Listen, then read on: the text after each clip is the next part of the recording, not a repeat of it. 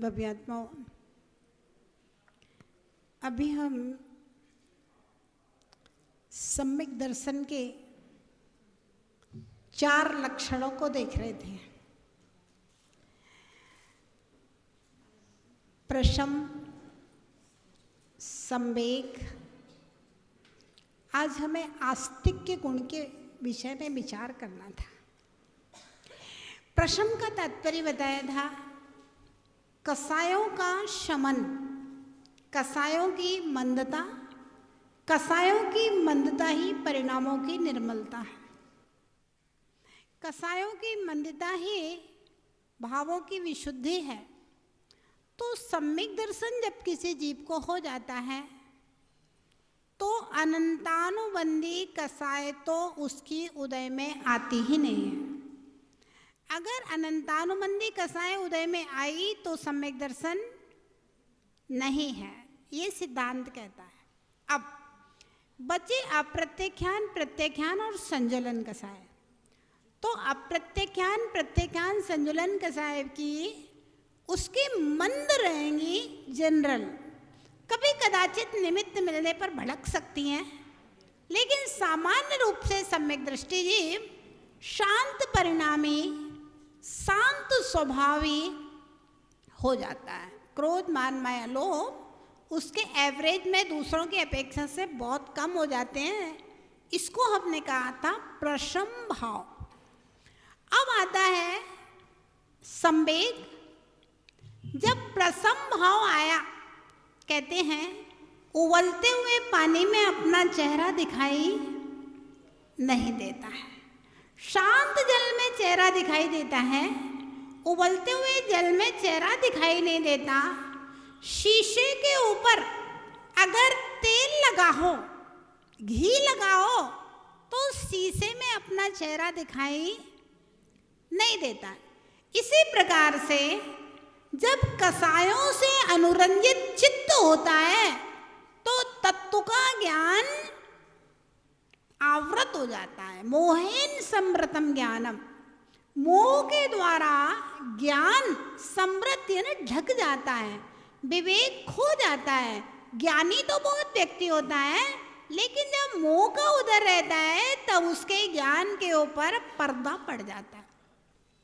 जब प्रशम भाव होता है तब संवेग भाव प्रकट होता है। वह संवेग भाव संसार के दुखों से भयभीतता पैदा करता है और धर्म और धर्म के फल में धर्म के अनुष्ठान को देख करके प्रसन्न हो जाता है, प्रमुदित हो जाता है, धर्म के अनुष्ठान को देख करके खुश हो जाता है, रोमांचित हो जाता है। इसको कहते हैं संवेग भाव। अब हमें देखना है आस्तिक्य भाव। जब कसायों की मंदता हुई, पांचों इंद्रियों के विषयों से और संसार से दुख लगा, धर्म में सुख भावना पैदा हुई, तब आस्तिक के भाव प्रकट होता है। जहां सारा संसार शरीर को ही आत्मा मानता है, जहां सारा संसार जो दिखाई दे रहा है बस खाओ पियो मौज करो, कल किसने देखा है, वहां पर सम्यक दृष्टि पुरुष आत्मा की शाश्वत सत्ता के अस्तित्व को स्वीकार करता है। आत्मा की शाश्वत सत्ता के अस्तित्व को स्वीकार करता है कि मेरी आत्मा पहले भी थी, आज भी है और आगे भी रहने वाली है। मेरी आत्मा किन किन पर्यायों में भटक चुकी है, वर्तमान में आत्मा का क्या स्वरूप है और भविष्य में आत्मा का क्या स्वरूप होने वाला है, हम क्या करेंगे तो हमें क्या मिलेगा, यानी कि 7 तत्वों के अस्तित्व को स्वीकार करना, 7 तत्वों के अस्तित्व पर श्रद्धान करना। कहां से श्रद्धान करें? 7 तत्वों का अस्तित्व कहां से श्रद्धान करें भैया? जिनेंद्र भगवान की वाणी से, कहीं दूसरी किताबों में मत पढ़ जाना, है ना, किसी दूसरे व्यक्ति लेखकों की पुस्तकों में मत पढ़ना ना। मेरी श्रद्धा जिनेंद्र भगवान के प्रति है, जिनका मैं रोज दर्शन करता हूं, अभिषेक करता हूं, पूजन करता हूं। इन जिनेंद्र भगवान के मुख से जो वाणी निकली है, वही हमारा सबसे बड़ा उपकार है भगवान का। तो जिनेंद्र भगवान की वाणी से 7 तत्वों के अस्तित्व को स्वीकार करना। चैतन्य स्वरूपी है, वह मेरी आत्मा है, जो रूप रस गंध स्पर्श से रहित है, अरूपी है, अगंधी है, अस्पर्शी है, अशब्द, आत्मा में कोई शब्द नहीं है, रूप रस गंध स्पर्श से रहित, ज्ञान दर्शन अयमित को कल शुद्धो, मेरी आत्मा अकेली है और शुद्ध ज्ञान दर्शन से संपन्न है। इस विषय में चिंतन करना, मनन करना, अनुभव करने का प्रयास करना, शरीर से भिन्न, कर्मों से भिन्न आत्मा के शुद्ध और अशुद्ध दोनों अस्तित्वों को स्वीकार करना,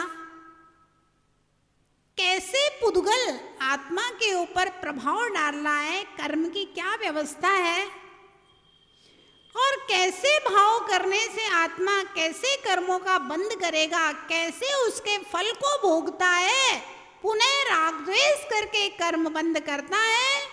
और हम चाहें तो सबसे पहला सम्यक दर्शन प्राप्त करके, अणुव्रत और महाव्रतों को धारण करके, संवर और निर्जरा करके अपनी आत्मा को शुद्ध बना सकते हैं। ये 7 तत्वों के अस्तित्व भाव को स्वीकार करना आस्तिक के नाम का गुण है। भव्य आत्माओं, जिनवाणी का ज्ञान एक ऐसा ज्ञान है जिससे हमारे अंदर आस्तिक के भाव पैदा होता है। नहीं तो हम तो अनादिकाल से नास्तिक ही बने रहे, नास्तिक बने हुए हैं। और जिनवाणी का ज्ञान हमें आस्तिक के बनाएगा। वही बात फिर है, जब तक दर्शन मोहिनी कर्म का क्षयोपशम नहीं होगा, तब तक अभव्यसेन मुनि की कथा सुनाई थी ना, सुनिए कि नहीं? 11 अंग के पाठी थे।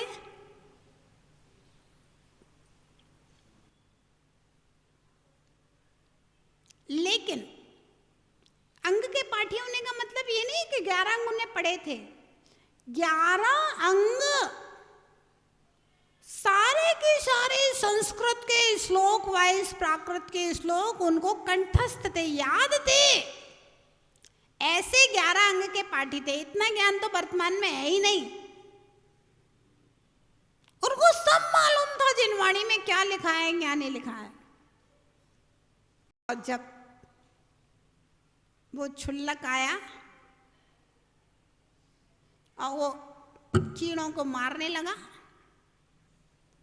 महाराज बोले अरे क्या कर रहे हो? बोले ये परेशान कर रही हैं, चींटियां वैल चढ़ रही हैं ऊपर, इनको मार रहे हैं। बोले अरे इनके अंदर तो आत्मा होती है, जीव होता है, पाप लगे। अरे बोले महाराज किसने देखा है पुण्य और पाप? किसने देखी है इन चींटी के अंदर अपने जैसी आत्माएं?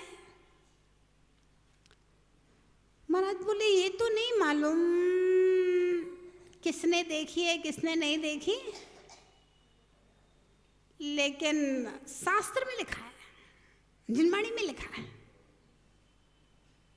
बोले महाराज आपने इतनी छोटी उम्र में क्यों दीक्षा ले ली? बोले शास्त्रों में लिखा है मुनि बन के तप करने से स्वर्ग मिलेगा, स्वर्गों में बहुत ऐश्वर्य होता है, ऐसा है ऐसा है ऐसा। अरे बोले महाराज किसने स्वर्ग देखा है किसने नरक देखा है? यही सारा स्वर्ग और नरक है। अब बोले अब देखो ये तो नहीं पता स्वर्ग है कि नहीं है, किसने देखा है किसने नहीं देखा है, लेकिन जिनवाणी में लिखा है भैया। मतलब जिनवाणी में जो लिखा है सब मालूम है, याद है, रटंत विद्या। लेकिन मेरी आत्मा उसको स्वीकार नहीं कर रही। मेरी आत्मा उसको स्वीकार नहीं कर रही है कि जिनवाणी में क्या लिखा हुआ है उसको मेरी आत्मा ने स्वीकार नहीं किया है। तो ध्यान रखना, याद कर लो जिनवाणी, पढ़ लो, लेकिन श्रद्धा नहीं होएगी तो फिर आस्तिक के गुण अंतरंग में आने वाला नहीं। ध्यान दें, एक पंक्ति है पूजा की,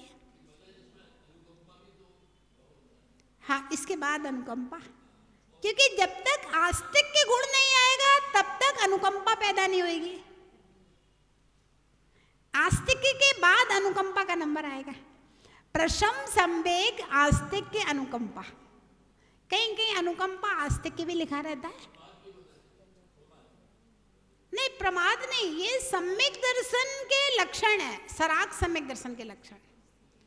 तो सर्वार्थ सिद्धि में आचार्य पूज्यपाद महाराज ने प्रसम संवेग अनुकंपा और आस्तिक कहीं कहीं बताया होगा, कहीं कहीं 4 ही बताया। तो कहने का मतलब ये है कि जब तक अंतरात्मा उन बातों को स्वीकार नहीं करेगा तब तक आस्तिक के गुण आपकी आत्मा में प्रवेश नहीं कर सकता है।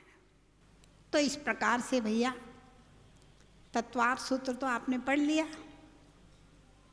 है ना, स्वर्गों के बारे में जान लिया, नरकों के बारे में जान लिया, भोग भूमि के बारे में जान लिया, 1 इंद्रिय 2 इंद्रिय 3 इंद्रिय चतुर्इंद्रिय निगोदिया जीवों के बारे में जान लिया, सब आपने जान लिया। कर्मों के बारे में जान लिया, ऐसे कर्म का आश्रव होता है, ऐसे बंद होता है, ऐसे निर्जरा होती है, सब जान लिया है ना।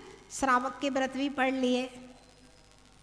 अब अगर आस्तिक के गुण नास्तिक हैं आप तो मनोज भैया, अगर नास्तिक हो गया तो रितेश भैया, सब पढ़ना बेकार है।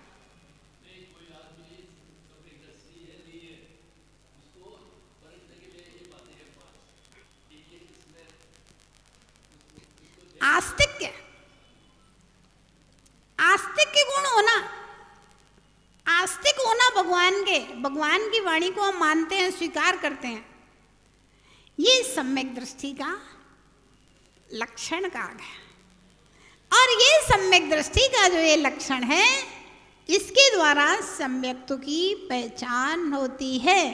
तो मेरे अंदर जिन वचनों के प्रति, 7 तत्वों के प्रति, 6 पदार्थों के प्रति, पंच आस्तिकाय के प्रति, 5 महाव्रतों के प्रति, 12 श्रावक के व्रतों के प्रति, सप्त व्यसन त्याग के प्रति, अष्टमूल गुण धारण के प्रति, धर्म ध्यान के प्रति आस्तिक भाव होना, जैसा जिनवाणी में कहा है वैसा सत्य है।